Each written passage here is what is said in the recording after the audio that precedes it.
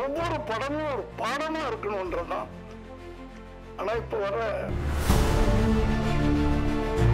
கூரல் அணி அது ஒரு நாய் கதை. அவருக்கு முன்னாடி தயாரிப்பாளர்கள் சொல்றது நம்மளே கொஞ்சம் கூச்சமாக இருக்கணும் வைங்களேன். என்னால ஒரு குரங்காட்டி வேலை பண்ண முடியாது.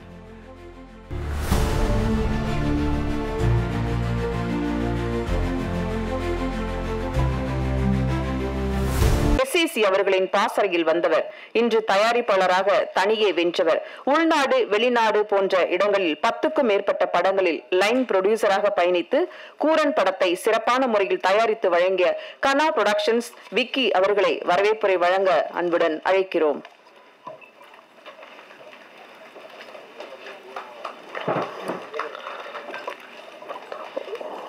காலையில் வந்திருக்கும் அனைத்து பத்திரிகை நண்பர்களுக்கும் நண்பிகளுக்கும் தோழர்களுக்கும் அக்காக்களுக்கும் அண்ணன்களுக்கும் மேடையில் வீட்டிற்கும் பெரியோர் அனைவருக்கும் என் அன்பு கலந்த நன்றியும் வணக்கங்களையும் தெரிவித்துக் கொள்கிறேன். ஆக்சுவலாக சார் உட்கார்ந்துருக்கிறாரு. தமிழகத்தின் மிக பெரும் தயாரிப்பாளர் இயக்குனராக இருந்து இப்போ நடிகராக அவதாரம் எடுத்திருக்காரு. அவருக்கு முன்னாடி தயாரிப்பாளர்கள் சொல்றது நம்மளே கொஞ்சம் கூச்சமாக இருக்கணும் வைங்களேன். ஆனால் என்னன்னா வாழ்க்கை அப்படித்தானே. இதே இப்போ இந்த மேடை ஒரு 14 வருஷ கனவுன்னு வச்சுக்கலாமே. பிரசாத் அந்த அருணாச்சலம் ரோட்டில் இருந்து உள்ளார ஒரு வாட்டி போக மாட்டோமா அப்படின்னு எங்கேய காலங்கள் உண்டு. அப்புறம் உள்ளார வந்து இங்கே நடந்த ஷூட்டிங்கில் வேடிக்கை பார்த்த காலங்கள் உண்டு. அதுக்கப்புறம் இந்த அவையில் கடைசி சீட்டில் ஒரு இடம் கிடைச்சிடாதா அப்படின்னு உட்கார்ந்தது உண்டு. அப்படியே ஒவ்வொரு வருஷமாக வேலை செய்ய அன்பு உள்ளங்கள் எல்லாரோட அரவணைப்பினால இயக்குனரானோம். இயக்குனராகி அப்புறம் நண்பர்களுக்கு உதவுறதுக்காக தயாரிப்பில் இறங்கி இப்போ சரி நம்மளே ஒரு கம்பெனி ஆரம்பிக்கலாமே அப்படின்னு சொல்லிட்டு இப்போது கனா ப்ரொடக்ஷன்ஸ்னு ஒரு கம்பெனியாக வந்து அதில் முதல் படம் பண்ணியிருக்கோம். இது முழுக்க சாத்தியம் வந்து சொல்லணும் பத்திரிகைக்காரர்கள் தான். ஏன்னா என்னோட முதல் பாராட்டு அப்படிங்கிறது எங்கள் ஊரில் இருந்தோ இல்லை எங்கள் வீட்டில் இருந்தோ வரல. ஒரு விகடனில் ஒரு சின்ன ஒரு குடும்பம் பண்ணோம். அதை வந்து இது மாதிரி இந்த படம் நல்லா இருக்கு அப்படின்னு சொல்லி ஒரு ஒற்றை வரி போட்டிருந்தாங்க. அதுக்கப்புறம் தான் 10 வருஷமா நாங்கள் கூவி சொன்னோம் நாங்களும் படம் பண்ணுவோம்னு. எங்கள் ஊரில் யாருமே நம்பலை. அந்த பத்திரிகையில் அந்த ஒரு வரி நானே இன்னும் பத்திரிகையெல்லாம் போட்டிருக்காங்க நீ பண்ணதை பற்றின்னு சொல்லி ஒரு 14 வருஷத்துக்கு முன்னாடி போட்ட ஒரு வரி அது எங்களுக்கு பெரிய உத்வேகமாக இருந்துச்சு. அதுக்கப்புறமேட்டு பல வேலைகள் பண்ணோம். சரி கம்பெனி ஆரம்பிச்சிட்டோம். கம்பெனிக்கு வந்து என்ன பேர் வைக்கலாம். எப்பவுமே நம்ம தெரியும் நம்ம வீடு கட்டினாலும் சரி ஒரு அலுவலகம் வச்சாலும் சரி ஏதாவது ஒரு பேர் வைக்கலாம். நம்ம கம்பெனிக்கு என்ன பேர் வைக்கலாம் அப்படின்னு சொல்லிட்டு இருக்கும்போது ஒரு சின்ன சம்பவத்தை சொல்லணும்னு ஆசைப்படுறேன். சில ஆக்சிடென்ட்ஸ் நடக்கும்ல. அது மாதிரி நான் ஸ்கூலில் ஒரு நாள் எக்ஸாம் எழுதியிருந்தேன். ஸ்கூல் டைமில் 9வது 10வது படிச்சுட்டு இருக்கும்போது அப்போ ஒரு வாத்தியார் வேகமாக உள்ளார வந்து கிளாஸ்லேயே யாரும் நல்லா படிக்கிறான் அவன் பேர் எழுது அப்படின்னாரு. சரின்னு சொல்லிட்டு அந்த பையனோட பேர் எழுதிட்டேன். அடுத்து என்னடா ஒரு எக்ஸாம் எழுத விடாமல் நம்மளே படித்த 2 கொஸ்டின் கஷ்டப்பட்டு எழுதிட்டு இருக்கோன்னு திரும்ப அடுத்த கேள்வி உன் கிளாஸில் யாரும் நல்லா பேசுவா அவங்க பேர் எழுது அப்படின்னா எதேச்சியா நான் என் பேர் எழுதி கொடுத்துட்டு அவர் கிளம்பி போயிட்டாரு. போனோன்னா ஒரு 2 நாள் கழிச்சு திரும்பி அந்த எக்ஸாம் போர்டு எக்ஸாம் எழுதிட்டு இருக்கும்போது சொல்கிறாங்க இந்த மாதிரி அப்துல் கலாம் வந்து திருச்சிக்கு வராரு, அவரை பார்க்கறதுக்கு நம்ம ஸ்கூல்ல இருந்து 2 பேர் செலக்ட் பண்ணியிருக்கோம்னு சொல்லி அந்த இன்னொரு பையன் பேரும் என் பேரையும் சொல்றாங்க. என்னடா இது நம்ம எப்போ செலக்ட் ஆனால் நம்மளுக்கு என்ன தகுதி இருக்குன்னு யோசிச்சுக்கிட்டு சொன்னாங்க. அப்புறம் தான் தெரியுது அந்த டீச்சர் எழுதி கொடுத்தது அது யாரோ ஒரு டீச்சர், அவருக்கு நான் நன்றி சொல்லணும். அப்புறம் போயிட்டு அப்துல் கலாம் சார் வந்தார். ஊரில் நம்ம சொல்லுவோம்ல சின்ன பிள்ளையா இருக்கும்போது நானும் ஒரு 5வது 6வது படிக்கும் போது நம்ம போனால் சினிமா தான் அப்படின்னு ஒரு முடிவு பண்ணிட்டேன். போனால் வந்து சினிமாவில் இயக்குனராகணும். அப்பயும் வந்து தயாரிப்பாளராக முடிவு பண்ணிட்டேன். நானும் கிளாஸ் நடந்துட்டு இருக்கோம் 6வது 7வதுலேயே நானும் ஃப்ரெண்டும் பேசிட்டு இருப்போம். நம்ம கம்பெனி ஆரம்பிச்சா அந்த அனிமேஷன் லோகோ அப்படி வரும் அப்படின்னு பேசிட்டு இருப்போம். எனக்கு கனவு தானே காசு இல்லையே அப்படின்னு சொல்லி அப்போ கனவா கண்டது.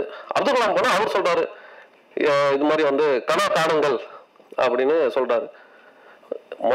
நான் அது வரைக்கும் பார்த்த மனிதர்கள்லயே சினிமாவுக்கு போனால் எதுக்கு டைம் வேஸ்ட்டு, 1 லட்சம் பேர்ல ஒருத்தர் தான் ஜெயிப்பாங்க, அதெல்லாம் கஷ்டம், வெளிநாட்டுக்கு போய் வேலை செய்யலாமே அப்படி சொல்லும் பொழுது அவர் சொன்ன அந்த ஒரு வார்த்தை அதே வந்து கம்பெனிக்கு பேர வச்சிட்டோம் கனா ப்ரொடக்ஷன்ஸ் சொல்லி. அதுக்கப்புறமேட்டு திரும்பி கம்பெனி ஆரம்பிச்சிட்டோம். ஒரு அதுக்கப்புறம் தான் படம் டைரக்ட் பண்றோம். சரி நம்ம ஏதாவது பண்ணாமே, நம்ம கம்பெனிகள் எல்லா கம்பெனியும் ஒவ்வொரு விதமான படங்களை தயாரிக்கிறாங்கல்ல, இப்படி நம்ம கம்பெனியில் என்ன பண்றது? என் ஃப்ரெண்டு ஒருத்தர் வந்து குடிகாரர்களை பெருமையா பேசுற மாதிரி படம் எடுத்தா மட்டும் தான் ப்ரொடியூஸ் பண்ணணும்னு ஒரு கொள்கையோட இருக்காரு. அது மாதிரி ஒரு கம்பெனியில ஒரு படம் பண்றாங்க. இன்னொரு கம்பெனி வந்து இன்னொரு நண்பர், நான் படம் பண்ணுறதுக்கு ரொம்ப கஷ்டப்பட்டேன், என்னோட நண்பர்களும் அதே மாதிரி கஷ்டப்படுறாங்க, அவங்க எல்லாம் படம் பண்ணணும் அப்படின்னு சொல்லிட்டு ஒரு கம்பெனியில நண்பர்கள் படம் பண்ணுங்கிறதுக்காக ஒரு கம்பெனி ஆரம்பிச்சு படம் பண்ணிட்டு இருக்காங்க. அப்புறம் இன்னொரு சில கம்பெனிகள்ல ஒடுக்கப்பட்ட சமூகத்துல எங்களோட குரல்கள் வந்து வெளிக்கிற மாதிரி இருக்கணும், அப்படி ஒரு நம்ம கம்பெனி ஆரம்பிச்சா நம்மளோட யாரெல்லாம் வாய்ப்பு மறுக்கப்படுதோ நம்ம சர்க்கிள்ல அவங்களுக்கு படம் பண்ணோம். இப்படி ஒண்ணு. இப்ப இது நாங்க யோசிக்கும் போது என்ன கதையா பண்ணலாம் படம் அப்படிங்கும் பொழுது, அப்பதான் வந்து இப்ப நான் எஸ்ஏசி சார்கிட்ட ஒரு துப்பாக்கி அவர் அப்போ ப்ரொடக்ஷன் பண்ணிட்டு இருந்த சமயத்துல வந்து கடைசி அசிஸ்டண்டா சேர்றேன் 2012 வாக்குல. அவர் கூட தெரிஞ்சோ தெரியாமலோ டைரக்ஷன் பண்ணிட்டு இருக்கும்போது ஏதோ ஒரு விஷயம் லேட் ஆகுது, எப்பா என்னப்பா அந்த லொகேஷன் கிடைச்சிருச்சானா, சார் அந்த கிடைக்குது, மேனேஜர் சொல்லியிருக்கேன், மேனேஜர் சொல்லியிருக்கேன், அப்புறம் நீ என்ன பண்ற போய் பாரு அப்படின்னா ப்ரொடக்ஷன் அப்படியே ஒவ்வொரு விஷயமா அப்பையில இருந்து லேட்டான ஒவ்வொரு நிமிஷத்துக்கும் நாம போய் அதை சரி பண்ணி அப்படியே அவர் படங்கள்ல வேலை செஞ்ச உதவி இயக்குனரா லாஸ்ட் அசிஸ்டண்டா இருந்தோம். அப்புறம் ஒரு 2 வருஷம் கழிச்சு அசோசியேட் ஆகிறோம். அப்புறம் ஒரு 2 வருஷம் கழிச்சு கோ டைரக்டர் ஆகிறோம். அதுக்கப்புறம் கிரியேட்டிவ் கெட் ஆகிறாரு. அதுக்கப்புறம் டைரக்டர் அவரை வச்சு படம் பண்றோம், டிராபிக் ராமசாமின்னு. சரி படம் பண்ணியாச்சுப்பா, இனிமேல் நீ வந்து கூட்டுல இருந்து பறவையா நீ பறக்கணும் நல்லா அப்படின்னு சொல்லி வாழ்த்தி அனுப்புறாரு. அப்புறம் போனா திரும்பி வந்து ப்ரொடக்ஷன்ல நண்பர்களுக்கு ஒரு சில சிக்கல்கள் இருக்கிறதுனால அவங்களுக்கு போய் உதவும் போது நான் சொல்றேன், சார் இந்த மாதிரி ப்ரொடக்ஷன் பண்ண சொல்றாங்க, நான் 4-5 படம் பண்றேன், ஆனா காசை மட்டுமே பார்த்துட்டு இருக்கிறது ரொம்ப போரிங்கா இருக்கிற மாதிரி இருக்கு சார். டைரக்ட் பண்ண வந்து டெய்லி வந்து யாருக்கு எவ்வளவு கொடுக்கணும், எப்படி கொடுக்கணும்ன்றது எப்படி எவ்வளவு நாள் சார் காசு மட்டுமே பாக்குறது அப்படிங்கும்போது திரும்பி அப்பா அவர் அட்வைஸ் பண்றாரு, அது சம்பாதிக்கதான் இங்க பல பேர் கஷ்டப்பட்டு இருக்காங்க, காசு வருது வந்து அதையே நீ தேவையில்லாம வேணாம்னு சொல்ற, உனக்கு ஸ்கில் இருக்கு நல்லபடியா பண்ணு, நீ விருப்பப்படாம டான்ஸ் பண்ணிக்கோ, நீயே பண்ணிக்கலாம்ல அப்படின்னு ஒரு ஐடியா கொடுக்குறாரு. அப்படி சொல்லும் பொழுது சரி என்ன கருத்துல பண்ணலாம் அப்படிங்கும்போது சார்கிட்ட தெரியும், சாரோட அசிஸ்டன்ஸ் எல்லாம் இப்போ சங்கர் சாரா இருக்கட்டும், அதுக்கப்புறமேட்டு திரும்பி ராஜேஷ் பொன்ராமா இருக்கட்டும், அண்ணன்கள் அவங்களாம் வந்து அவங்க ஸ்டைல்ல படம் பண்றாங்க. சரி நம்மளும் வந்து சார் கூட ரொம்ப நெருக்கமா ஒரு 10 வருஷத்துக்கு மேல பண்ணவங்க சமூக உணர்வு அப்படிங்கிறது ஆட்டோமேட்டிக்கா வந்துருது. ஏன்னா நம்ம சங்கர் சார் ஒரு 17-18 படங்கள் அசிஸ்டண்டா உதவி பண்றாரு, ஹெல்ப் பண்றாரு, அவரோட படங்கள்ல அது பிரதிபலிக்குது. திரும்பி அப்புறமேட்டு நம்ம கேப்டன் விஜயகாந்த் சாரை பார்த்தோம்னா அவரும் ஒரு 17 படங்கள் நடிக்கிறாரு, இருந்தாலும் பேசுறது அவரோட படங்கள் அது பிரதிபலிக்குது. அதுக்கப்புறம் நம்ம இப்போ தளபதி அண்ணன் விஜய் அவர்கள், அவருக்கும் அந்த சமூக உணர்வு படங்கள்ல நடிச்சா இருக்கட்டும், சொல்றதா இருக்கட்டும், ஏன்னா சொல்லுக்கு ஒரு பயங்கரமான ஒரு வலிமை இருக்குன்னு சொல்லுவாங்க. அதனால நல்ல சொற்களை சொல்லணும், நீங்க என்ன சொல்றீங்களோ அதுதான் நீங்க ஆயிடுவீங்க அப்படின்னு சொல்லுவாங்க. அதே மாதிரி நான் பல வருடங்களுக்கு முன்பு சினிமாவில் வரணும்னு நினைச்சேன், அதே மாதிரி வந்தேன், வெற்றிகரமான தயாரிப்பாளர் ஆகிறதுக்கு கம்பெனி ஆரம்பிச்சிட்டோம். திரும்பி இப்போ படங்கள் தொடர்ந்து பண்ணணும் அப்படிங்கும்பொழுது முதல் படமா யாருக்கு பண்றது அப்படின்னு அடுத்த கேள்வி வருது. அப்படி சொல்லும் பொழுது தமிழகத்துக்கு போனா கண்டிப்பா நம்மளால படம் பண்ண முடியும் நம்பி ஒருத்தர் வண்டி ஏறாரு, அவர் தான் இயக்குனர் நிதின் ஓமபதி. அவரும் கதை பேசுறோம், சரி நீங்க வந்திருக்கீங்க, வந்தாரம் வாழ வைக்கும் தமிழகம்ன்ற கதையா முதல் ஊட்டம் ஆரம்பிப்போம். இதுல அப்புறம் கதை அவருக்கு பேசினாரு, கதை சொன்னாரு, ரொம்ப அருமையா இருந்துச்சு. அப்புறம் யாரை வச்சு பண்ணலாம் அப்படின்னு யோசிக்க போகும்பொழுது திரும்பி அதே மாதிரிதான் எஸ்ஐ சார் இது மாதிரி ஒரு கதை கேட்டுக்க சார், கேளுங்க அருமையா இருக்கும் அப்படின்னு சொல்லி சார்ட்ட போய் கொடுக்குறோம். சார் கதையை படிச்சுட்டு பல டைசெக்ஷன் படிச்சுட்டு புதுசா இருக்கு அப்படின்னாரு. இல்ல சார் புதுசா இருக்கும், நீங்க வந்து சட்டங்களை வச்சு பல படங்கள் 50 படங்களுக்கு மேல எடுத்துறீங்க, நீங்க பண்ணாத சட்டத்தை பத்தின ஒரு படம், ஒரு நியாயத்துக்கான ஒரு படம், ஒரு சமூக நீதிக்கான ஒரு படமா இருக்கும் சார் அப்படின்னு சொல்லும் போது அவருக்கும் ரொம்ப பிடிச்சிருந்துச்சு. நான் இவரை சொல்லும் பொழுது சாரை சொல்லும் போது எஸ்ஏ சாரை 365 நாளும் ஒரு மனுஷனால உழைக்க முடியும் அப்படின்னா அது அவரு தான். என் கண்ணால நான் பார்த்ததுல காலையில 9 மணிக்கு 8:59 ஆபீஸ்க்குள்ள நுழைவாரு 365 நாளும். எப்படி ஒரு மனுஷன் இவ்வளவு ஷார்ப்பா அவர் அங்கிருந்து வரணும், ஒரு 20 கிலோமீட்டர் தள்ளி, ஒரு நாள் கூட காரணங்கள் சொல்றது இல்ல, லேட்டா வர்றது கிடையாது, 6 மணி வரைக்கும் கடின உழைப்பு. நம்ம என்ன நினைப்போம், ஒரு 1000 ரூபாய் காசுல இருந்துச்சுன்னா ஊரே நம்மளால பிடிக்க முடியாது, நான் தான் ஊரே வாங்கிட்டேன்ற மாதிரி ஆட்டம் போடுவோம். நான் பர்சனலா சார் வந்து ஒரு படம் கடினமா உழைப்பாரு, ஜெயிப்பாரு, அடுத்த படம் தயாரிப்பாரு, திரும்பி ஜெயிப்பாரு. ஆனால் அடுத்த நாள் வெற்றியோ தோல்வியோ அடுத்த நாள் திரும்பி வேலைக்கு வந்து உட்காந்துருவாரு. நான் அதை வந்து சார்ட்ட இருந்து மட்டும்தான் கற்றுக்கிட்டேன். அதனால அவரை வந்து எங்க அப்பா சின்ன வயசுல இருந்துட்டாரு. அதனால நான் எங்க வீட்டுல இருந்தோட கடந்த 14 வருஷங்கள் 365 நாள் நான் கூட இருந்திருக்கோம். அதே மாதிரி ஒரு சின்ன பையன் இவன் சொல்றது நம்ம என்ன கேட்கறதுன்னு அவர் என்னைக்குமே நினைச்சது கிடையாது. முதல்ல கார்டு கொடுத்து கேட்டுக்குவாரு. இப்போ 21 22 வயசுல சார் அதெல்லாம் அப்போ வந்து பெரிய தயாரிப்பாளர் சங்கத்துல தலைவராக இருந்தாரு. சார் நம்ம படம் பண்ணுவோம் சார் அப்படிங்கும்போது சரி இப்போ படம் பண்ணுவோம் பான்ட்டு அதுக்கப்புறமா நான் சரி போகவே இல்லை. நம்ம படம் தொடர்ந்து படம் பண்றாரு. அதே மாதிரி இந்த படம் ஆரம்பிக்கும்போது சொல்றேன், ஒரு ஷூட்டிங் ஸ்பாட்ல நடந்த ஒரு விஷயத்த சொல்றேன். ஒரு கொடைக்கானல் ஷூட் நடந்துச்சு. அப்போ வந்து ஒரு விடிய காத்தால சாப்பிட்ட ஃபோனு பார்த்தா காய்ச்சல், சரியான காய்ச்சல், ஒரு 4:30 மணிக்கு. என்னன்னா காய்ச்சல், இன்னைக்கு ஷூட்டிங் நடக்குமா? ஏன்னா தெரியும் உங்களுக்கு, ஒரு குருவை கூட்டு போய் ஒரு 100-150 பேர் வந்து இருக்கும் பொழுது ஒரு முக்கியமான கதாபாத்திரத்தில் இருக்கிறவருக்கு உடம்பு சரியாதான் அந்த ஷூட்டிங் நடக்க முடியாது. அதனால தயாரிப்பாளருக்கு பெரிய நஷ்ட ஈடு வரும். இப்போ சாரு உடம்பு சரியில்லை, நம்ம சாரோட உடம்பு தானே முக்கியம். நான் சொல்றேன் சார் வந்து ஷூட்டிங்கை கேன்சல் பண்ணிடலாம். அன்னைக்கு ஞாயிற்றுக்கிழமை வரேன். நான் சொல்றேன் சார் ஷூட்டிங்கை வந்து கேன்சல் பண்ணிடலாம் சார், நீங்கள் ரெஸ்ட் எடுத்துக்கோன்னு சொல்லி டாக்டர் வர வச்சு டாக்டர் சொல்றாரு, சார் ரொம்ப ஃபீவர் ஹெவியாக இருக்குது, அவருக்கு 80+ கிட்ட வந்துருச்சு வயசு. சொன்னேன் சார் ரொம்ப ஹெவியாக இருக்குது, நீங்கள் ஒரு 3 நாள் வந்து கண்டிப்பாக ரெஸ்ட் எடுக்கணும் சார் அப்படின்னு சொல்லி சார் அவர் சொல்கிறார். அவர் சொல்கிறார், சார் இல்லை சார் புது தயாரிப்பாளர் 3 நாளாக தாங்காது சார் அவரால். அவன் என்கிட்ட சொல்ல மாட்டான், ஆனால் நான் உங்கள்கிட்ட சொல்கிறேன் சார் டாக்டர் சொல்கிறார். இன்னும் டாக்டர் சொல்கிறாரு என்கிட்ட, இல்லை அவர் என்னங்க ரெஸ்ட் எடுக்க மாட்டார் 3 நாள் அப்படின்னு சொல்லிட்டு திரும்பி டாக்டரே போய் சார் ஒரு அட்லீஸ்ட் ஒரு 2 நாளாவது ரெஸ்ட் எடுங்க சார் அப்படின்றாரு. 2 நாள் இல்லை சார், திரும்பி அதே டைலாக், இல்லை சார் நம்ம குருவை வந்துட்டு உட்கார வைக்க முடியல சார், கஷ்டமா இருக்கு சார். திரும்பி சொல்றாரு, தயாரிப்பாளருக்கு ரொம்ப கஷ்டமா இருக்கு சார் அப்படின்றாரு. சரி சார் 1 நாளாவது ரெஸ்ட் எடுங்க சார்னு சொல்லி கடைசியா வெளில வந்துட்டு டாக்டர் சொல்றாரு, ஏங்க அவர் 1 நாளாவது ரெஸ்ட் எடுக்க சொல்லுங்க, சொன்னா கேட்க மாட்டாரு அப்படின்னு சொல்லிட்டு டாக்டர் சொல்லிட்டு போறாரு. நான் போய் சொல்றேன், சார் இல்லை சார் இன்னைக்கு வந்து சண்டே தான், இன்னைக்கு வந்து நம்ம யூனியன் படி நமக்கு தெரியும் ஞாயிற்றுக்கிழமையில வந்து நம்ம வந்து பேட்டா நார்மலா கொடுக்குறோம், அதிகமாக கொடுப்போம் சார், இந்த மாதிரி அதிகமாக கொடுப்போம். நீங்க ஷூட்டிங் இல்லைன்னா கூட நம்மளுக்கு வந்து பண ரீதியாக எந்த ஒரு லாஸும் கிடையாது சார், நீங்க அதை பத்திலாம் கவலைப்படாதீங்க, லாஸ் ஆனாலும் கவலைப்படாதீங்க நான் சொல்லுவேன் சார், நீங்க தயவு செய்து வந்து ரெஸ்ட் எடுங்க சார், உடம்பு ரொம்ப முக்கியம் இல்லை சார் அப்படின்ற.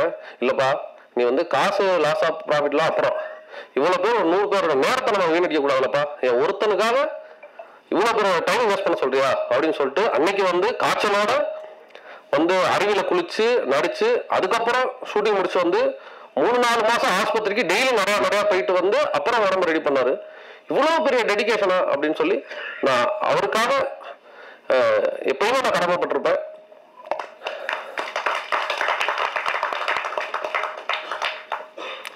அப்புறம் மேடையில் இருக்கிற நம்ம ஜார்ஜ் மரியாதை அண்ணன் ஒரு நாள் ஷூட்டிங் அப்போ ஒரு பெரிய படம், பெரிய பொருட்செலவில் எடுக்கிற படம், அவங்க ஷூட்டிங்கும் நம்ம ஷூட்டிங்கும் ஒரே நாளில் வச்சுட்டோம். அவர் வரணும், உடனே வரணும் கொடைக்கானலுக்கு, ஆனால் கொஞ்சம் பார்த்து பண்ணிங்கன்னா ஹெல்ப்ஃபுல்லாக இருக்கணும் அப்படின்னு. அப்புறமேட்டு அவர் வந்து வரமாட்டாருன்னு நினச்சேன். ஆனால் இங்கே வந்துட்டு நான் கொடைக்கானல் வந்துட்டேன், எங்கே ஷூட்டிங்னு கேட்குறேன். எனக்கே ஆச்சரியம், இல்லைன்னா இந்த படம் ஷூட்டிங் சொன்னும் போது அவரோட பையன் வந்து சொல்கிறாரு, இல்லைங்க பெரிய படம் எப்படியா இருந்தாலும் மேனேஜ் பண்ணிடுவாங்க, நீங்கள் வந்து பிகினிங்ல வரும்பொழுது நம்ம எல்லாம் சப்போர்ட் பண்ணணும்னு சொல்லி பெரிய சப்போர்ட் ஆரம்பிச்சு. அது எத்தனை பேர் பண்ணாலும் தெரியல. நன்றி ஜார்ஜ் மரியாதை. அப்புறம் நம்ம அன்பு நண்பர் திரு ரோபோ சங்கர் அவர்களும் திருமதி ராமசார் அவர்களும் புதல்வி இந்திரஜா, அவங்க ஆக்சுவலா அவங்க கல்யாணம் வச்சிருந்தாங்க. கல்யாணத்துக்கு முன்னாடி நம்ம ஷூட்டிங் டேட்டும் கல்யாணம் வருது. அப்புறமேட்டு இல்லை நம்ம ஷூட்டிங் முடிச்சலாம்னு சொல்லி அவ்வளோ டெடிகேஷனா ஷூட்டிங்கை முடிச்சுட்டு அதுக்கப்புறம் டேட்டு தள்ளி வைக்கிறாங்க. அதுவும் மிக்க நன்றி. நம்ம எடிட்டர் மாருதி இருக்காரு, அவர் லெனின் சார் அவங்களும் சேர்ந்து தான் பண்ணாங்க படம். ஒரு நாள் பல வருஷங்களுக்கு முன்னாடி பூனே திரைப்பட கல்லூரியில நான் நைட்டு வந்து யார்ட்டையோ கத்தி பேசிட்டு இருக்கேன் தமிழ்ல. திடீர்னு ஒரு குரல், ஏன்னா தமிழ் கேட்டால் ரொம்ப நாள் ஆச்சு அப்படின்னா ஒரு மாருதி அங்க கிளாஸ் எடுக்க வந்துருந்தாங்க, இவரும் லெனின் சாரும். அப்போ வந்து பழக்கம், நம்ம படம் பண்ணா கண்டிப்பா ஒரு நாள் சேருவோம் அப்படின்னு சொல்லி சொன்னோம். என்னோட கனவுகளுக்கு நான் கம்பெனி ஆரம்பிச்சிட்டேன், அப்படி அவங்களோட கனவுகளுக்கு சேர்ந்து. அதெல்லாம் முக்கியமான விஷயம், டைரக்டர் வர தெலுங்கு, இவங்க நல்லா தெலுங்கு, அவங்களுக்கு கோஆர்டினேஷன் ரொம்ப ஹெல்ப்ஃபுல்லா இருந்துச்சு. அதனால வந்து ரொம்ப எங்களுக்கு அந்த இதுல கருத்து பரிமாற்றத்துக்கு எந்த தடை இல்லாம இருந்துச்சு. அப்புறம் நம்ம டிஓபி மார்டின், அவர் தலைக்குத்தல்னு ஒரு மிக அருமையான படம் பண்ணியிருந்தாரு, கலைக்கல்லூரி மாணவர். அவரும் அவங்க டைரக்டர் சொல்லியிருந்தாரு நல்லபடியாக பண்ணலான்னு சொல்லி, அவரும் ரொம்ப எங்களுக்கு டெடிகேட்டடாக ஹெல்ப் பண்ணாரு. ரொம்ப நன்றி. அப்புறம் பயங்கர முற்போக்கு சிந்தனையாளரான அண்ணன் கவிதா பாரதி, இயக்குனர், நடிகர், இப்பொழுது தயாரிப்பாளர். அவரும் பல நேரங்களுக்கு மத்தியில் நம்மளுக்காக டேட் கொடுத்தாங்க, அதுவும் ரொம்ப நன்றி. அப்புறம் 2ஆம் யூனிட் டைரக்டர் இவர் நீரவி பாண்டியன் அவர்கள் வேற ஒரு படங்கள் இயக்கிட்டு இருக்கும் பொழுது ஒரு கிளாஸ்க்காக எங்களுக்கு தேவைப்படுச்சு, வந்து ரொம்ப ஹெல்ப் பண்ணார், மிக்க நன்றி. அப்புறம் நம்ம பாடலாசிரியர் முத்தமிழ் அவர்கள் பல வெற்றி பாடல்கள் சந்தோஷ் நாராயண அவர்கள் இசையில் கொடுத்துருக்காங்க, பல பேருக்கு எழுதிட்டு இருக்காங்க. எல்லாம் ஒரே செட்டாக வந்தாங்க, ஒரு நாளைக்குனர்லேருந்து அப்படியே வரும்போது செட்டாக வந்தாங்க. சொன்ன ரொம்ப வருஷம் பழக்கம். பாடலாசிரியர் இருக்கும் பொழுது இப்போ தமிழ் பாடலாக இருக்கணும், மாடர்னாகவும் இருக்கணும், நம்ம படம் எமோஷனலாகவும் இருக்கணும் அப்படிங்கும் பொழுது பேசும்பொழுது அதுவும் ரொம்ப அருமையான பாடல்கள் கொடுத்துருக்காரு, 5 பாட்டு, மிக்க நன்றி. அப்புறம் விழாநாயகன் எப்பவுமே எங்களுக்கு வந்து எங்களோட எப்பயுமே இளையாராக இருக்கிற சித்தார்த் விபின். அவர் வந்து மியூசிக் போட்டு பெரிய ஆளாகணும் இல்லையா, அவரோட பழக்கத்துக்காகவாது மனசுக்காக மிகப்பெரிய ஆளாகணும். ஒரு நாள் இந்த ட்ரெய்லர் பார்த்துட்டு இருக்கும் பொழுது பார்த்துட்டு, சார் கொஞ்சம் ஷாக் கம்மியாக இருக்கு, இன்னும் கொஞ்சம் ஷாக் நல்லா இருந்தால் நல்லா இருக்கும்னு பேசிட்டு இருந்தோம். சார் அவங்க நம்ம கரண்ட் ஃப்ளட் இருக்கு, அதை எடுத்துட்டு கை விட்டீங்கன்னா இன்னும் ஷாக் நல்லா இருக்கும் அப்படின்னாரு. நான் வந்து சார் வர இருக்காரு, இசை சார் வந்துட்டார் பார்க்கறதுக்கு. என்னடா சார் சொன்னா சாரும் சிரிச்சிட்டாரு இன்னைக்கு மாதிரி. அதனால எங்களுக்கு ரொம்ப ஜாலியாக இருந்துச்சு. ஆனால் ரொம்ப ஒரு இந்த நாய் பொழப்புன்னு சொன்னாங்கள அது மாதிரி ஆயிருமோ அப்படின்னு சொல்லி எனக்கு ஆரம்பத்தில் ஒரு வருத்தம். ஏன்னா ஒரே ஒரு டாக் வச்சு கூட்டு போறோமே ஷூட்டிங்க்கு, ஏதாவது இஷ்யூ ஆயிடுச்சு அப்படின்னா, ஏன்னா படம் முழுக்க வருது. ஏன்னா ஒரு நாளோ 2 நாளோ இல்லாமல் படம் எத்தனை நாள், 30 நாள் இருக்குன்னா 30 நாள் இருக்கு. நம்ம வேணா ஒரு 2-3 டாக் கொண்டு போயிருவோமோ அதே மாதிரி அப்படிலாம் யோசிச்சோம். ஒரு டாக் வந்து ரன்னிங்க்கு ஒரு டாக் வச்சுக்குவோம், ஆக்டிங்க்கு ஒரு டாக் வச்சுக்கோமா, இப்போ நம்ம கதாநாயகர்களுக்கு போற மாதிரி ஒரு 3 டாக் வச்சுக்கோமா அப்படின்லாம் கேட்டோம்.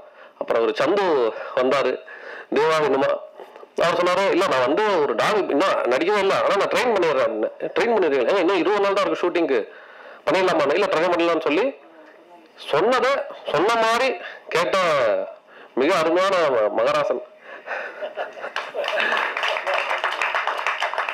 என்னன்னாலும் ஃபர்ஸ்ட் ஷாட் நடிகர்களுக்கு முன்னாடி அவரும் கேட்டுறாரு, நாங்கள் கூட்டு வந்துடுறாரு, ஃபர்ஸ்ட் ஷாட்டுக்கு ரெடியா இருக்கேன் அப்படின்னு சொல்லி, அதுவும் மிக்க நன்றி அதற்கும். அப்புறம் நம்மளோட படம் எடுத்தாச்சு. இப்போ வியாபார நோக்கங்கள் தெரியணும்ல, இது எடுக்கணும்னு ஆசைக்கு எடுத்துட்டோம். வியாபார நோக்கங்கள் என்ன, ஏது, எப்படி பிஸ்னஸ் பண்ணணும், ஏது பண்ணணும் அப்படிங்கிறதுக்கு எனக்கு ரொம்ப ஹெல்ப்ஃபுல்லாக இருந்தது. நம்ம டிஸ்ட்ரிபியூட்டர் டீம் வாரியர் குகன் மிக்க உதவியாக இருந்தார். அவருக்கும் எனது நன்றிகள். அனைவருக்கும் நன்றி. நன்றி சார். அடுத்ததாக நாம் பேச அழைக்கிறோம். பேறு காலம் முடிந்து பேசப்பட வைக்கும் படம் கூரனாக இருக்கும் என்ற வாழ்த்துக்களோடு அழைக்கிறோம் இந்திரஜா சங்கர் அவர்களை.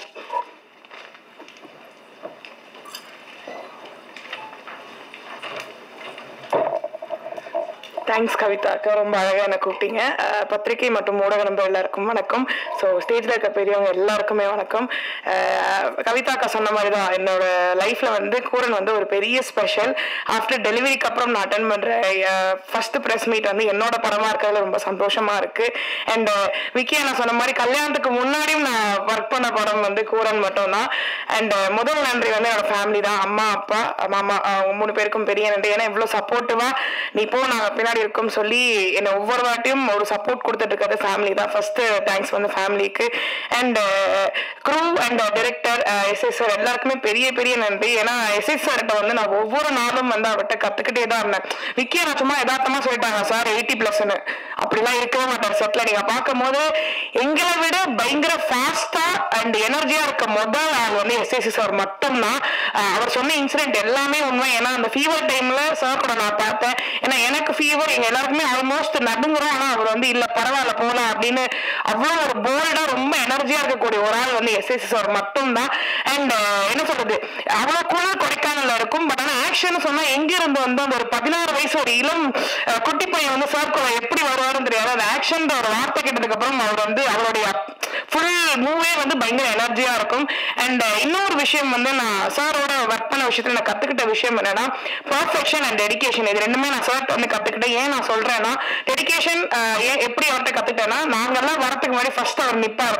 நான் 2 நிமிஷம் நிமிஷம் தான் லேட்டா போயிருப்போம். அதுக்கே எனக்கு வந்து அவ்வளவு பயம் இருக்கும். ஐயோ சார் வந்துட்டாரா, நம்ம லேட்டா வந்துட்டோமே அந்த பயம் இருக்கும். ஸோ இன்ன வரைக்கும் அந்த டெடிகேஷன் அவ்வளவு அழகா அவர் வந்து ஃபாலோ பண்ணிட்டு இருக்காரு. அந்த விஷயம் நான் சார்கிட்ட கத்துக்கிட்டேன். பர்ஃபெக்ஷன் என்னன்னா, ஷூட் முடிஞ்சிருச்சு, சார் ஒரு ஆக்டர், ஷூட் முடிஞ்சதுக்கு அப்புறம் ஓகேப்பா நான் வந்து ரூமுக்கு போறேன் அப்படின்னு இல்லாம, அன்னைக்கு வந்து என்னோட காஸ்டியூம் வந்து கொஞ்சம் கலரிங் சரியில்லை அப்படின்னால நான் வேற விஷயமா நானும் மாமாவும் பர்ச்சேஸ் பண்ண போயிருந்தோம் கொடைக்கானல். சரி வீட்டுக்கு சாக்லேட்ஸ் வாங்கலாம் போனப்போ சார் வந்து ஆப்போசிட் சொன்ன மாமா ஐயோ சார் வர என்னன்னு தெரியல அப்படின்னு.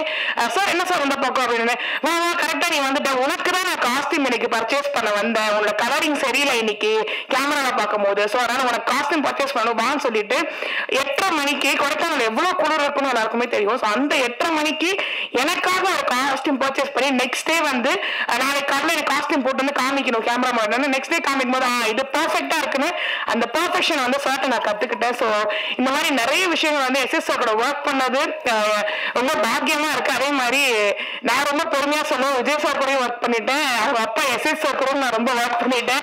எப்படி திடீர் பாண்டியமான்ற ஒரு கேரக்டர் வந்து ரொம்ப ஆழமா இன்னைக்கும் வந்து கவிதாகார சார் பாண்டியம்மா கூப்பிடாரு, அது எனக்கு வந்து அவ்வளவு பெருமையா இருக்கு. ஸோ அந்த மாதிரி கண்டிப்பா கூரனும் வந்து ஒரு நல்ல ரெகக்னிஷன் எனக்கு கொடுக்கும்.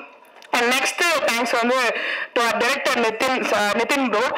நான் ஒரு சார்லாம் கூப்பிட மாட்டேன், ப்ரோன்னா சொல்லுவேன். ஸோ அந்த பாண்ட்லேயே தெரிஞ்சிருக்கும் எவ்வளவு கம்ஃபர்டபுளா என்ன செட்ஸ்ல வச்சிருந்தாரு.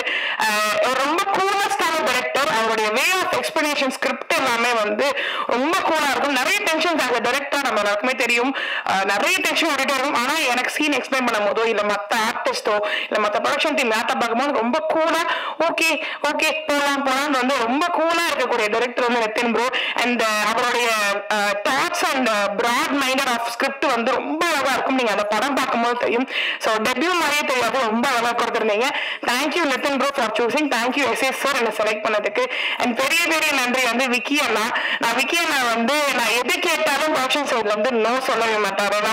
எனக்கு என்ன தோணும், நான் எந்த ஷூட் பண்ணாலும் அவர் சரப்பையா வர்றேன். அதே மாதிரி நான் என்ன கேட்டாலும் விக்கி அண்ணா ப்ரொடக்ஷன் சைட்ல வந்து நோ, இல்ல நான் பண்ணிடலாம், இது பண்ணிடலாம், அது பண்ணலாம். 1000 டென்ஷன் இருக்கும். 1000 டென்ஷன் நடுவில் என்ன ரொம்ப அழகா பாத்துக்கிட்டது வந்து விக்கி அண்ணா. Thank you Vicky Anna.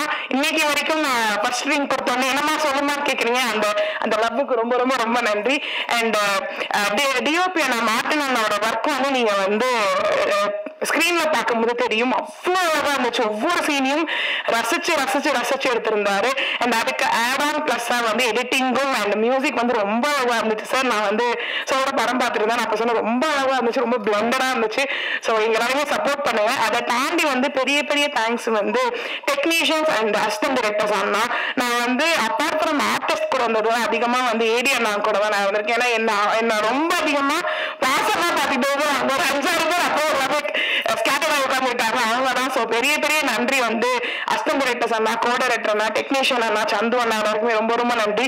அண்ட் ஒரு பெரிய crew YG Mahendran sir, Kavitha Babu sir, Balasakthivel sir and வந்து ஜார்ஜ் சார் எல்லாரையும் சேர்ந்து இந்த படத்துல நான் நடிச்சதுக்கு ரொம்ப ரொம்ப ரொம்ப பெருமையா இருக்கு, ரொம்ப சந்தோஷமா இருக்கு. கண்டிப்பா பத்திரிகை நண்பர்கள் நீங்க தான் வந்து இந்த படத்தை வந்து இன்னும் அழகா கொண்டு போய் சேர்க்கணும். ஏன்னா எவ்வளவு படம் எடுத்தாலும் அது உங்க கையில மட்டும்தான் எப்படி போய் சேருதுன்ற விஷயம் இருக்கு. ஸோ நீங்க வந்து கண்டிப்பா நல்லபடியா கொண்டு போய் சேர்ப்பீங்கன்ற நம்பிக்கை இருக்கு. பிழைகள் இருந்தாலும் சொன்னீங்கன்னா நாங்க வந்து கரெக்ட் பண்ணிப்போம். So thank you so much. Robo Shankar அவர்களை சில வார்த்தைகள் வாழ்த்து பேச அழைக்கிறோம்.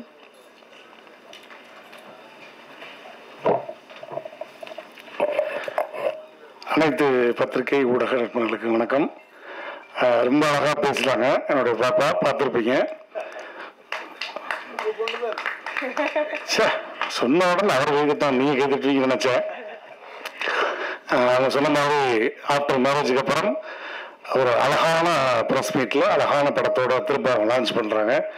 எப்படி விஜய் சாரோடைய படம் வந்து மிகப்பெரிய பேர் கொடுத்துச்சோ அது மாதிரி இந்த திரைப்படத்திலையும் செல்லமா அவர் வந்து அந்த குண்டம்மாள் அப்படின்னு சொல்லி தான் கூப்பிடுவேன்னு சொல்லி அந்த படத்துல வந்து திரும்பவும் வந்து முத்தாவுக்கு அந்த பேரை வச்சிருக்காங்க. ஸோ அந்த படம் மிகப்பெரிய வெற்றி படமா இருக்கணும். நான் செட்டுக்கெல்லாம் போயிருக்கேன். அதுக்கு முன்னாடி நம்மளுடைய இயக்குனர் மரியாதைக்குரிய எஸ்சி சார் வந்து அவருடைய படமும் நான் நடிச்சிருக்கேன். மாணவர்ல திட்டு வாங்கியிருக்கேன். அதை நான் சொல்லல. ஆனா எவ்வளவு எனர்ஜெட்டிக்னு இவங்கெல்லாம் பார்த்தாங்கல்ல, அதே மாதிரி நான் அந்த படத்துல பார்த்தேன். கிரௌன் ஷாட்டு ஜேசிபில இருந்து கீழே குதிக்கணும். கீழே ஃபுல்லா மணல், நல்ல மொட்டை வெயில். அவர் வாட்டு ஒரு ஏறி போறாங்க. சிசிபில இருந்து எப்ப குதிக்கன்னு சொல்லுங்க, குதிச்சிருவேன், ரெடியா இருக்கியா அப்படின்னு. நாங்கெல்லாம் நெஞ்சில அப்படி உசுர கையில பிடிச்சிருக்கு, என்னப்பா ஒரு வாட்டுக்கு மேலே குதிக்கிறோம் சாப்பிட்டு சொல்லுங்க அப்படின்னு. அவ்வளவு தூரம் சித்தப்பாங்க ஹில்ஸ்ல ஏறுறாரு, உருள்றாரு.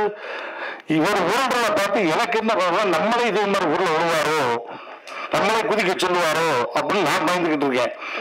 அப்புறம் இடையிலாம் வந்து கொடைக்கானல் போகும்போது பார்க்கணும், பாப்பா பார்க்கணும், ஷூட்டிங்கை பார்க்கணும் அப்படின்லாம் போகும்போது ஃபேமிலியோட போகும்போது கிட்டத்தட்ட ஒரு 1 மணி நேரம் அவருடைய ரூம்ல கதற சிரிக்க வச்சுட்டு வந்தேன்.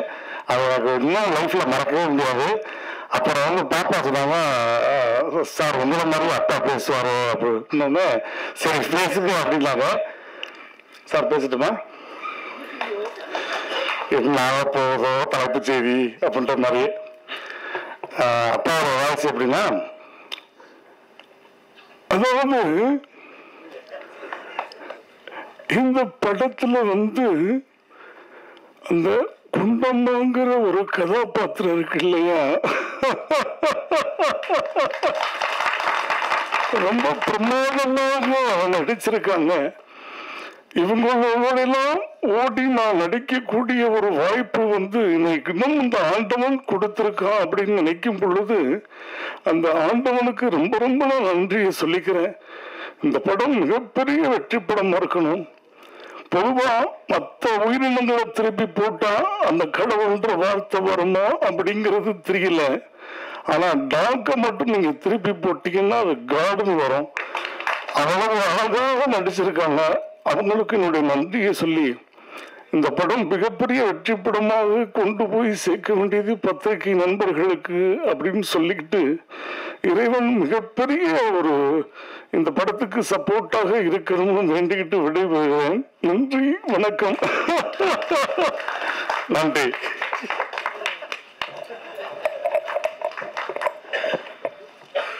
Thank you Robo. அந்த சிரிப்பு ரொம்ப பர்ஃபெக்டா இருந்துச்சு சார், நிஜமா பேசும்போது தெரியும் எல்லாருக்கும். ரொம்ப நன்றி. அடுத்ததாக நாம் பேச அழைக்கிறோம். தமிழ் சினிமாவில் இவருக்கான கதைகளும் இவருக்கான கதாபாத்திரங்களும் எப்போதும் இவரை பேச வைத்திருக்கிறது. அந்த கதாபாத்திரங்கள் இவரால் உயிர் பெற்றிருக்கிறது. அழைக்கிறோம் ஜார்ஜ் மரியம் அவர்களை.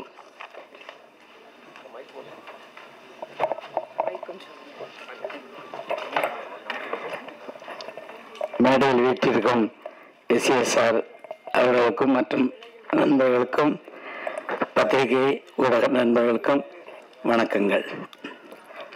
கூரன் இந்த படத்தில் நான் பண்ணியிருக்கிறேன். எஸ்ஏஎஸ்ஆர் சமூக சீர்திருத்த கதைகளை வந்து அதுதான் அவர் நிறைய பண்ணியிருக்காரு. அதுபோல் இந்த படமும் வந்து நல்ல அவருடைய மேற்பார்வையில் நிதின் வேம்பட்டி டைரக்ட் பண்ணியிருக்காரு. ரொம்ப நல்லா வந்திருக்குது. ஆமாம், பிப்ரவரி 28 வருது. எல்லாரும் தேட்டரில் பாருங்கள். சந்தோஷம். வணக்கம். நன்றி சார். அடுத்ததாக நாம் பேச அழைக்கிறோம். முக்கணிகளின் சுவை போல முத்தமிழின் ரசனை போல பாடல்கள் தரும் பாடலாசிரியர் முத்தமிழ் அவர்களை பேச அழைக்கிறோம். அனைவருக்கும் வணக்கம். மேடையில் இருக்கும் பெரியவர்கள் மற்றும் நண்பர்கள் எதற்கும் வணக்கத்தை தெரிவிக்க சொல்லிக்கிறேன். கூரன் இந்த திரைப்படத்தில் வந்து நான் ஒரு பாடல் எழுதியிருக்கேன். அதுக்கப்புறம் வந்து பேக்ரவுண்டில் வர்ற பாடல்கள் எழுதியிருக்கேன். இதில் இந்த படத்தில் சிறப்பு என்னன்னா வந்து நம்ம எஸ்சி சாருக்கும் எனக்கும் ஒரு ஒரு எமோஷனலாக எனக்கு ஒரு விஷயம் இருக்குது. எப்படின்னா வந்து நான் வந்து முதல்ல ஷார்ட் ஃபிலிம்ஸ்லாம் அப்படியே பெரிய படங்களாக வந்த பீரியடில் வந்து அந்த படங்களுக்கு எல்லாம் வந்து நான் அந்த புதுசாக வந்தாங்க, நிறையா டைரக்டர் வந்தாங்க, அவங்களுக்கு எல்லாம் எழுதினேன் நான். அப்போ வந்து சார் வந்து புதுசாக இருக்கிறவங்க வந்து எடுத்து ஒர்க் பண்ண வரோம் அப்படிங்கிறத கேள்விப்பட்டிருக்கோம். அதை நான் வந்து இயற்கையாகவே உணர்ந்தேன். எப்படின்னா வந்து திடீர்னு ஒரு நாள் வந்து கால் வந்துச்சு, இது மாதிரி எஸ்சி சார் ஆஃபீஸில் வந்து அப்படின்னு சொல்லி நம்ம விக்கி சார் தான் பேசினார், விக்கி நண்பர் தான் பேசினார். இது மாதிரி எஸ்சி சார் கூப்பிடுறாங்க அப்படின்னா யாரு அவரா அப்படின்னா நம்ம வந்து நம்ம டவுட்டாக இருக்குங்களா, அதுதானே ஒரிஜினல் அவர் தான் கூப்பிடுறாங்கன்னா ரொம்ப ஏதோ ஆச்சரியமாக இருந்துச்சு. பரவாயில்லையே நம்மளும் எப்படி கூப்பிடுறாங்க அப்படின்னு சொல்லிட்டு. ஏன்னா போய் ஆஃபீஸ்லேயே பார்க்குறேன். நான் எழுதுனா முண்டாசுப்பட்டி அந்த படத்தில் உள்ள பாட்டும் ஜிகர்தண்டா அப்படின்ற 2 படத்துல உள்ள பாடலை வந்து அந்த மாதிரி வந்து பாடி காமிக்கிறாரு. அவர் எவ்வளோ அப்டேட்டாக இருந்திருக்காரு பாருங்க. அப்போ வந்து புது படங்கள்ல உள்ள அந்த பாடல் 2 பாடலையும் பாடி காமிச்சு அந்த பாடலில் கேட்டுட்டு தான் நான் அவங்களை கூப்பிடுறேன் அப்படின்னே சொன்னார் எனக்கு. அப்போ எனக்கு ரொம்ப மகிழ்ச்சியாகவும் பெருமையாக இருந்துச்சு. அப்போ வந்து டூரிங் டாக்கீஸ் அந்த படத்தில் வந்து சார் மூலியமாக தான் நான் வந்து இளையராஜா சார்கிட்ட நான் அந்த படத்தில் எழுதக்கூடிய ஒரு வாய்ப்பு கிடைச்சி, நான் வந்து சும்மா நடிக்கலாம் அந்த மாதிரிலாம் வந்தப்போ சினிமா பண்ணப்போ பாடலாசிரியரா வந்திருக்கோங்கிறப்ப எனக்கு வந்து இளையராஜா சார்கிட்ட எழுதின பிறகு வந்து ஒரு பாடலாசிரியர் எனக்கு ஒரு முழுமையான பாடலாசிரியர் ஆன மாதிரி எனக்கு ஒரு முழுமை கிடைச்சிச்சு. அந்த பாக்கியம் வந்து சார் மூலமாக தான் நடந்துச்சு. அவருக்கு எப்போதுமே நான் நன்றி தெரிவிச்சுக்கிறேன். டூரிங் டாக்கீஸ், அதுக்கப்புறம் வந்து சாரோட டிராபிக் ராமசாமி அந்த படத்துலையும் எழுதுங்க. அதோட அடுத்து இந்த திரைப்படம் 3வது திரைப்படம் இது வந்து கூரன். இப்படி 3 திரைப்படத்தையும் நான் வந்து எழுதியிருக்கேங்கிறது நான் ரொம்ப பெருமையாக நினைக்கிறேன். மற்றும் விக்கி, எஸ்சி சார் இது 2 பேருக்குமே வந்து அந்த படத்துலையுமே எனக்கு இன்னும் நட்பு இருக்குது. அந்த படத்தில் அவங்க குழுவில் வந்து இருக்கிற ஒவ்வொரு துணை இயக்குநர்களும் இன்னுமே இருக்கிறாங்க. அதுலேயும் நம்ம தெரிஞ்சுக்கலாம் சார் வந்து எப்படி அவங்களை பார்த்து வராங்க அப்படிங்கிற மாதிரி. குழுவுக்கும் மற்றபடி இந்த படம் ரொம்ப அருமையாக வந்திருக்கு. எல்லோருக்கும் நான் வந்து வாழ்த்துக்களை சொல்லி இந்த படம் வந்து ஒரு தனிச்சிறப்பாக சொல்லப்போனால் நம்ம எல்லாருக்கும் ரொம்ப பிடிக்கும். தனிச்சிறப்பாக சொல்லப்போனால் குழந்தைகளுக்கு ரொம்ப பிடிக்கும். எல்லாரும் குழந்தைகளோட ஃபேமிலியோட போய் இந்த படத்தை பார்க்கணும் அப்படின்னு நான் வந்து வேண்டி விரும்பி கேட்டுக்கிறேன். அனைவருக்கும் நன்றி, வாழ்த்துக்கள்.